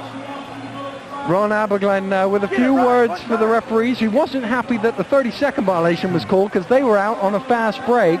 And he's not happy with the amount of physical aggression that they can give on the defensive end. Yeah, I mean, that's about 4 times in a row they haven't gotten that foul. They were getting it in the first half. Steve Bucknell got that foul in the first half, the inconsistency that they can't deal with. I think on the 32nd, I think it's a bit unfair. I think that the shot was played, the rebound was played, they were in transition. Now, last week that happened in our game with Birmingham as well, and they let it go on, and they got an offensive stick back as a result. There's the leadometer. You can see the Towers led for all of the first half. The Bullets have almost exclusively had the lead here in the second. They took it with the opening score. Towers with only 2 baskets this quarter, trail by 5 but have the ball in the hands of Danny Lewis. To Bucknell for 3, yes! All string from Steve Bucknell. It's a 2-point ball game with 3 to play. Yeah, only 2 double-figure scores, but you might as well go to the guy who's brought you here. Good job by Coach Abelgan at a timeout, getting a nice little simple play, clean open look. They had to clear out as well if you didn't shoot the 3. Flanoy to Lloyd. Lloyd to reply for 3, short. Lloyd beats Lewis to the ball, but he touched it last. It is a Towers possession. Great job by Danny boxing out there. Been impressed with Danny. He's given what he can give to the game. You know, a little box out there. He's been screening a lot in the offense, just keeping it under control. Foul called off the ball on Justin Phoenix, a shirt pull on Barry Bowman. Here's an alert, top to the screen. Watch this as he sets the screens down Hanlon. He just grabbed the shirt of Bucknell. He just got burned on that play. He didn't want to hang back too long. He was going to go over the top of the screen. He got a piece of him. 4th personal foul on Phoenix. I like this offense for the Towers because it gives them what they need. It gives them Bucknell coming off screens and Johnson down inside. Hanlon's shot is short. Jamison was first to the rebound. Great job boxing out by Fab. Occupied Johnson on the weak side. Sorry. It's a 2-point game with 2 minutes to play. The championship semi-final. A place at Wembley in the final at stake. You said Birmingham at the top, Chris. You still believe they can do it? Oh, I got to stick with them. I think their offensive rebounding will give them the big basket when they need it most. Flanoy to Jamison. And he's fouled by Martin Henlon. Again, they're just taking the clock down. They're really patient, composed, and getting stuff at the end of it. Towers are committing fouls at the end of the clock, which hurts you double. Foul number 2 against Martin Henlon. Sean Jamison, who's 2 of 5 from the line tonight, goes to the free throw. 54% shooter on the season. Among the worst in the country, but he makes a big one here. This to make it a 2-shot game. Yeah, I think the only one worse is Shaq. Jamison is short, but he gets his own rebound. Might have broke his line, but he got his own rebound. And the Bullets will tick time down, and nobody does it better than Nigel Lloyd. Huge defensive stand here. They're going to go for the stop. Now the shot clock into single figures. Phoenix against Bucknell. Phoenix going all the way, fires high. Jamison with the tip. Henlon knocks it down. Bowman, Flanoy saves it to Lloyd, and Birmingham can waste yet more time. There's the offensive rebound I was talking about. Did a good job forcing up a tough shot. He just got to chase down the rebound. Mike Finger started his career at the Birmingham Bullets with a championship success. He returns home to Iowa this summer. Can he do it again with another championship success? Flanoy to Lloyd. Lloyd fires up, tough shot, rattles out. Johnson with the rebound. 35 seconds to go. The Towers need a 3 to tie. No, you need to go to the basket. You have to go to the basket here. You get something going to the basket. Plenty of time. Lewis does go to the basket and is fouled by Nigel Lloyd.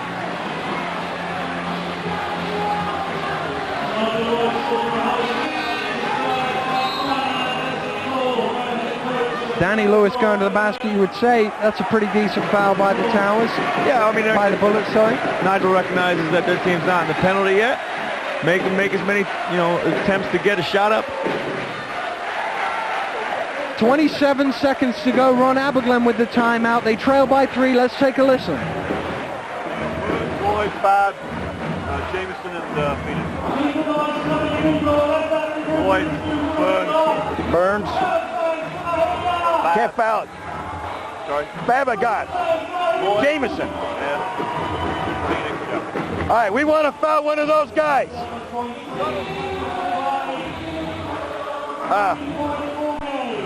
Let's do this. Barry, you take the ball. No. Donnie, you take the ball. Donnie, you take the ball. Steve, you're in the middle. On 100C. 100C. You take the ball. 100C. Chris, you said they don't need to go for a 3, perhaps 0 for 10 in the fourth quarter. Maybe they should go for a 3. Yeah, he might as well. It's been the best part of the game. You wouldn't think that London Towers 3-point game, but it's been the best part. 8 for 17, 47%. There's the 3-point shooting. They haven't missed one. Maybe they should go for a 3 here. Hey, that's why I'm sitting here, and they're still playing. 27 seconds left in the championship semifinal. Last year's winners trail by 3. Birmingham still has the foul to give. Bucknell to inbound. Gets it to Lewis. Lewis fires up. He's blocked.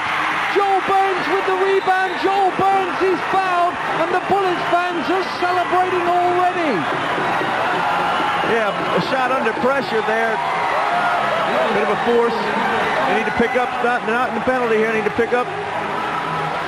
First foul on Danny Lewis, 4th on the team. The next foul will result in free throws. They're going to try and foul Fab or Jamison. Knocked away by Bowman. It's still a Bullets ball. Bowman did an excellent job at denying the inbounds pass to the shooters. It's into Lloyd, and now they've got a foul. Nigel Lloyd, he will walk the length of the court to take 2 free throws to make it a 2-shot game with 19 seconds to play. Nigel Lloyd, the best foul shooter in the country, with 2 huge free throws. Ron Aberglen turns away, but Nigel has already been to the line and gone 0 for 2 tonight. 4 for 6 so far tonight. He has missed 2 in a row. Lloyd makes the first, nothing but the bottom of the net. That's the Nigel Lloyd fan club there. They call him the Lord in Birmingham. Nigel again. Makes them both. It's a 5-point game. Towers need 2 scores. They need them quickly. Danny Lewis off the high screen from Henlon. Lewis fakes the 3 now, throws up a prayer and misses. Rebound Johnson with the stick back. That misses. Henlon has a go. That misses. And that is it. The Birmingham Bullets now are going to Wembley for the championship final for the 3rd time. Unbelievable stuff. Yeah, I mean, excellent job finishing off the game. It's a little bit disappointing in the Towers. They come down a little bit, uncharacteristic of lack of composure. I think Danny's trying to do too much here, maybe try to be a hero when we just made the reference earlier in the corner. Daniel, he's just done things to help his team. 4-shot block 3 there. I think he probably could have kicked it to an open bucket. Justin Phoenix then will just ice the game with a couple of free throws here. But the celebrations have already started. Those who made the shortest trip, 12 or 15 miles down the A45, are those who will be going home happiest. The Birmingham Bullets are on their way to Wembley.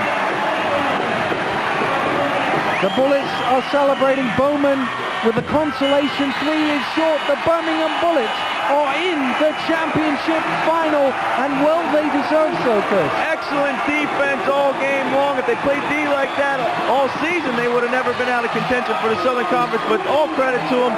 Great job on the board. They got some transition buckets when they needed it, like Mike had asked for. That really got them back into the game. And then some big 3s, Burns, and then the 2 by Lloyd, which just gave them the breathing room and control of the game down the stretch. It's hard to pick out a player that stood out on the Birmingham team.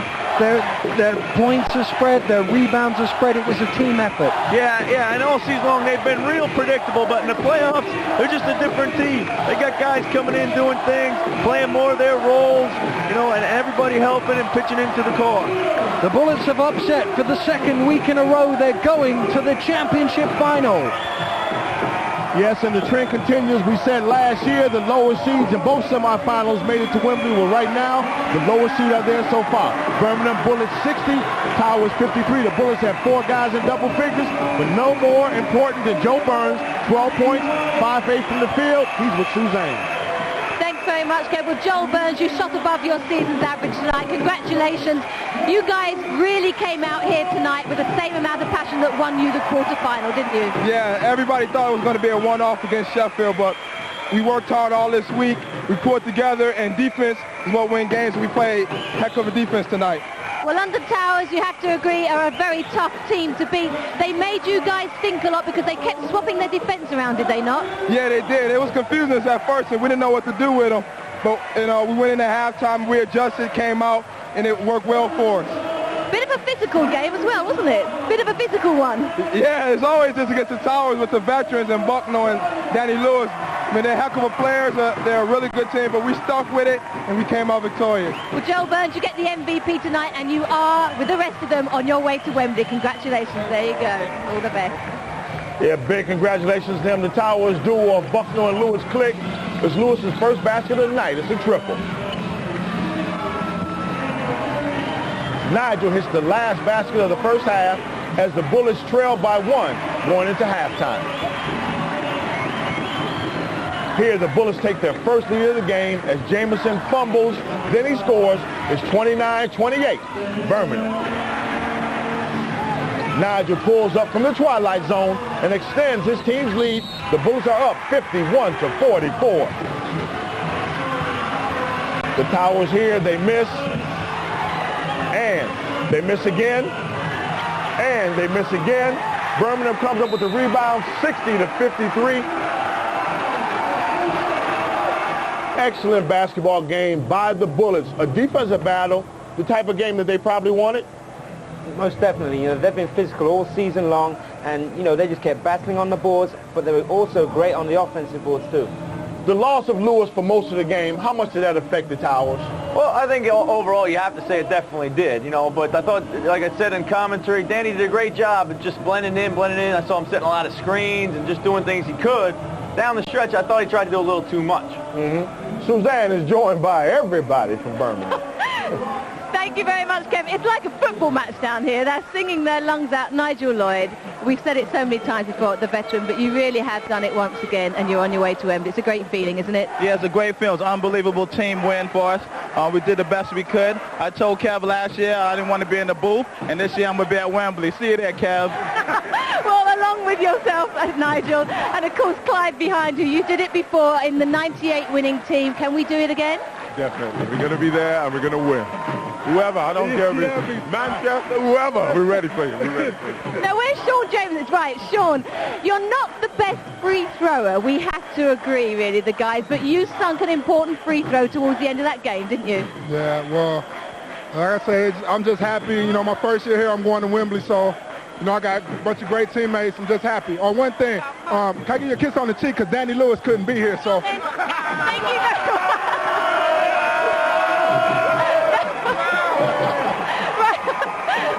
That was just taking over Danny's job for there. But Justin Phoenix, a great game in the quarterfinals. Another good game for you as well tonight, yeah? Yeah, I got to see Puff Daddy in concert at Wembley, and I told everybody I wanted to play here. So I got my chance. I got the great team around me.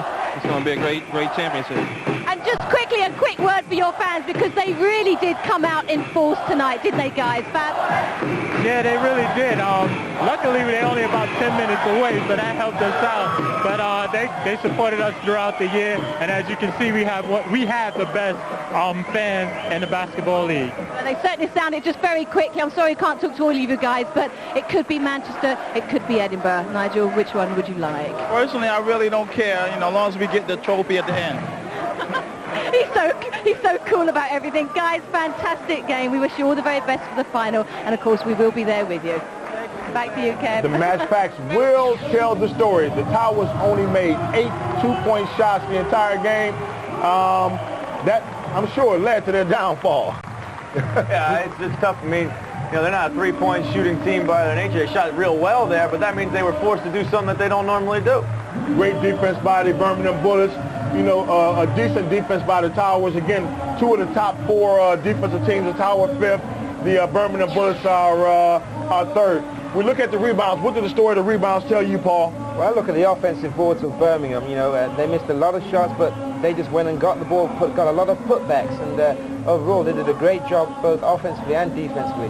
Looking at the boards, the Bullets out of their offensive rebounds, those 16, they got 11 points. Last week they had 20 points off second chance, but for the Towers, in last week's victory they had 21 points off second chance efforts. Tonight they only had 3, a major difference in the game. Nothing in the bench scoring, but the lead armor in the second half, up and down. Yeah, I mean, Birmingham came out right off the bat. They came out, got a couple easy baskets that gave them some confidence, which they probably didn't have in the first half.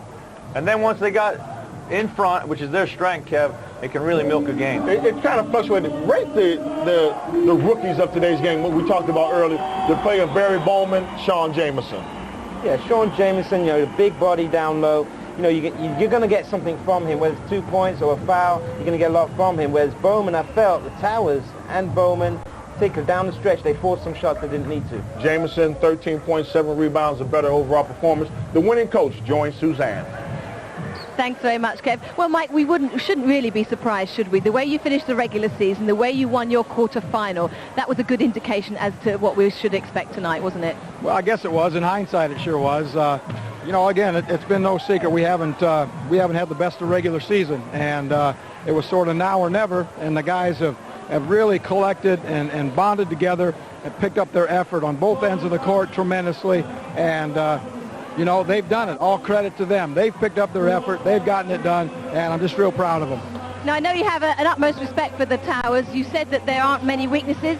There didn't look to be too many tonight, but if there was one little one, what would you have said it was? Well, and again, yeah, I got to congratulate them on a fine season and the Uniball Trophy final, and certainly, you know, with Danny Lewis being, I don't know what, less than 50% the way he looked, you know, they're not as good a team, especially in big games. And Bucknell, you know, he really tried to carry him and did for a lot of the game. But, you know, my guys played a good game defensively as well. So, well, looking at history, you won it in 96, you won it in 98. Really, 2000 could be your year. Well, I hope so. I hope history repeats itself, and there's a pattern developing there. But, you know, there's just one small problem. We got to play either Edinburgh or Manchester, and either one of those two is going to be a real formidable opponent. But, you know, if we just continue to work and play the way we are, then we got a chance. You certainly have. It would be a wonderful send-off for you to go back to the States. Well done tonight, Mike, and we wish you all the very best for Wembley. Thank you very much. The lower seed gets to the final. Again, that's the third consecutive lower seed team to make it to the final at Wembley. But what do you guys think of neutral venue, semifinals, quarterfinals? Well, I think it takes a bit of the excitement away. You know, if we're looking at last year's format, you know, both Chris and myself would have had 2 games at home. You know, we could have had a full house at our home venues and had a chance to get back there. And now we're looking at lower seeds getting through to the finals. You, Chris? Yeah, I got to say, I'm a big fan of the conference system, but I've never all season really agreed with the playoff structure. And again, like, you know, I'm not gonna feel as happy about it because we lost last week. We felt we had a great season. We wanted the advantage off of that season, but you don't get it. You got to go away against a lower seed who, let's face it, Birmingham's a tough team even though they finished third. And you got to play on a neutral venue, so they actually gained the advantage. So here we go. I forgot to bring 2 handkerchiefs for you guys. You know, but all right, now, which week is the most pressure for a coach? Now it's a little bit different. You're going to have a semifinal week building up to here, or the team that makes it to the final, to build up to the final week? Well, I always think the semifinal week is a lot. I mean, once we get to the finals, hey, let's go. Let's do our best stuff. If we're good on the day, we're going to win it. You know, the semifinals, you worry about a lot more things. You think, maybe thinking a step ahead sometimes. You got a lot more to focus on. And here you go. You, last 2 years in the finals, didn't make it this season. No, well, I agree with what Chris is saying. I think, you know, the difficulty is actually getting there to the final. Once you get to the final, I think the players can settle down, relax a little bit. One-off game, you got a chance. Quickly, Manchester or Edinburgh in the next game? I got to go Manchester. Manchester. Okay, so 2 guys going with Manchester. Pick the winner in the last one. Now, it's a big thanks to Paul and Chris for taking us through the action so far, and they'll join us for the other semifinal, which is later. Now, please tune in on Sky Sports 3 for the second game of our semifinals as the Manchester Giants and the Edinburgh Rocks try to clinch a place at Wembley. That's tonight at 10 o'clock on Sky Sports 3. The Birmingham Bullets have booked their bench at Wembley, and they await their opponent. Find out who it is at 10 o'clock, Sky Sports 3. We enjoyed having you with us, and we'll see you later.